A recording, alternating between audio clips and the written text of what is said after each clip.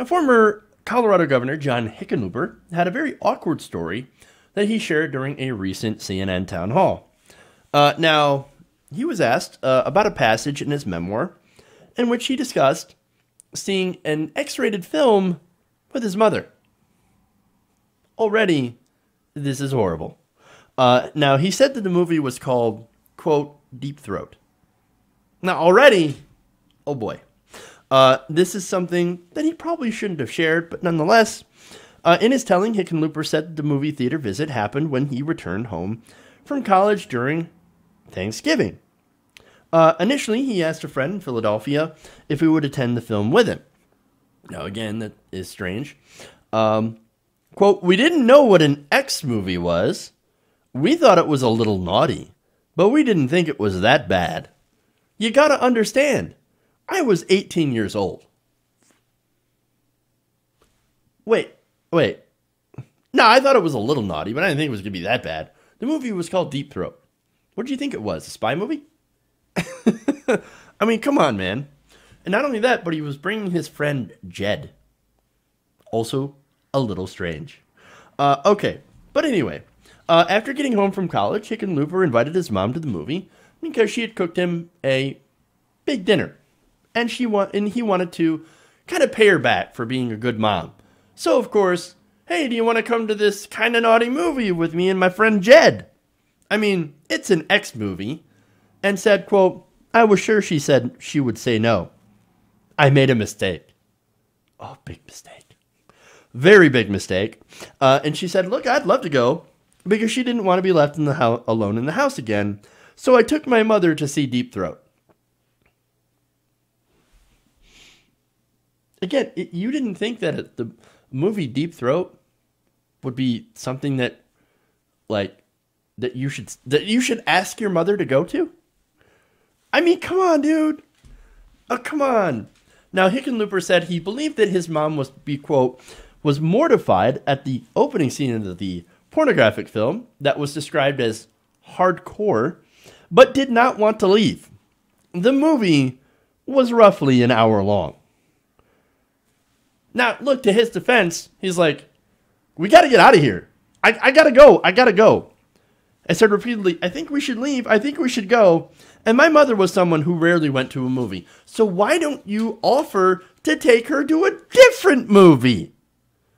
But no, she said, quote, in his retelling, she thought almost every movie would get on TV. Obviously, not this one.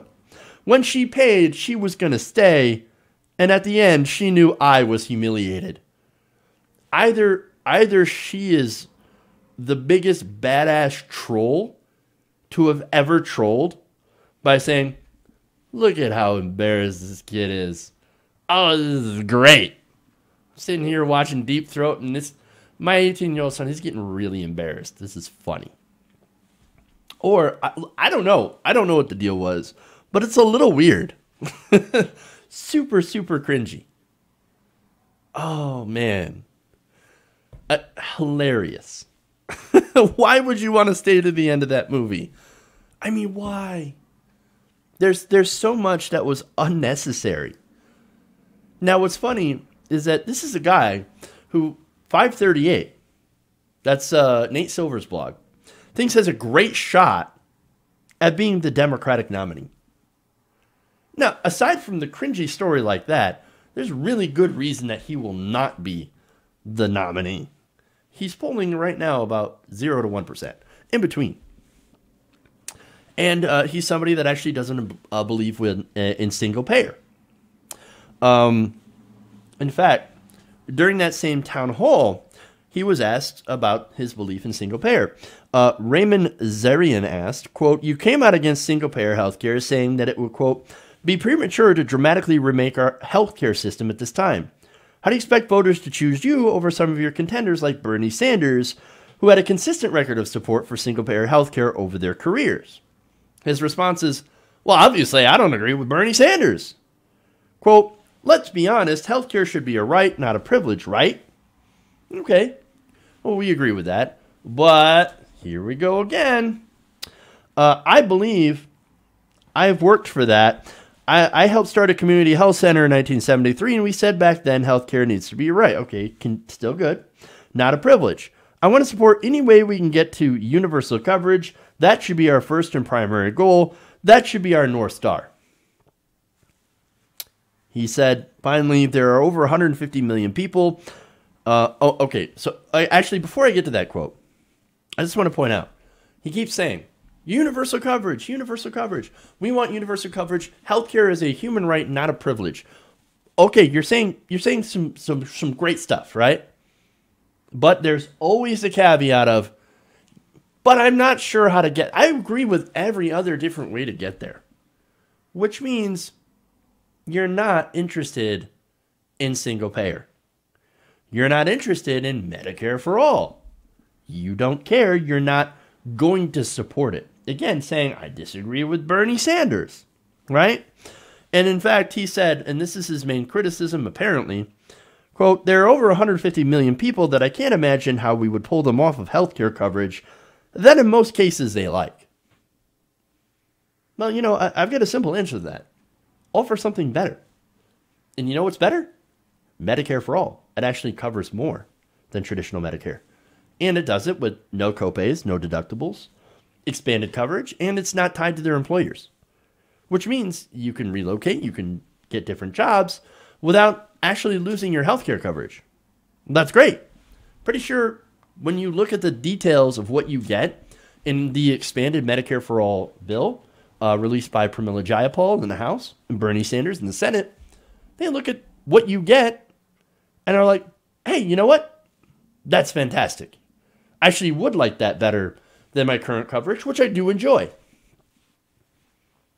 And so that brings me to the talking point why I hate it so much, right? But people like their private insurance. This is why we can't offer them anything better because they like what they have. Well, look, yeah, when you have decent insurance, of course you would like what you have, especially if it's employer sponsored, right? But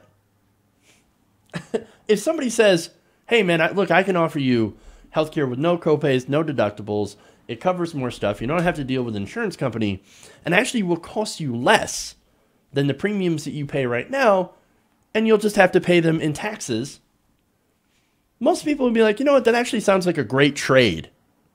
But not Hickenlooper. He's like, oh, no. Oh, no. I don't want to replace their healthcare with something better. Ooh, that'd be the worst thing in the world, especially to tell me that they like what they have right now. Ridiculous, right? And as cringy as the porn story is, what's really cringy is going against a policy that has 70% approval among the American people. It kind of really shows how out of touch you are with the American people. Hey guys, hopefully you enjoyed that free video. Now I'm going to have to ask you a favor.